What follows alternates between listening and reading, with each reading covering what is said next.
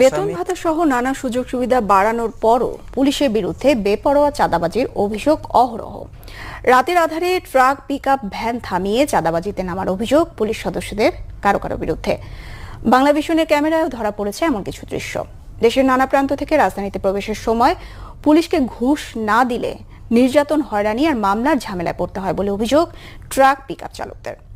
রাশেদুল ইসলাম বাবুল ও জহিরুল হক জনির ক্যামেরায় বিস্তারিত জানাচ্ছেন এস.এম. ফয়েজ। কিসের টাকা নিছেন এগুলো? কিসের টাকা? কিসের টাকা নিছেন? শুনেন, না আমরা কোনো টাকা পয়সা নেই। চাচা, এই যে এতক্ষণ পর্যন্ত কিসের টাকা নিছেন এগুলো? দাঁড়ান। কোথায়? এই যে কিসের টাকা নিছেন? এই যে পকেটে ঢুকাইছেন, এই যে এই টাকা পয়সা নেই। এই দৌড়ান কেন? শুনেন, এই দৌড়ান কেন? এই পুলিশ ভাই, এই দৌড়ান কেন ভাই? দৌড়ান না ভাই। স্পট রাজধানীর মৎস্য ভবন মোড়। রাত 11টা থেকে 2টা। একের পর এক ট্রাক আসছে, পুলিশের ইশারায় বাধ্য হয়ে থামছে ট্রাক,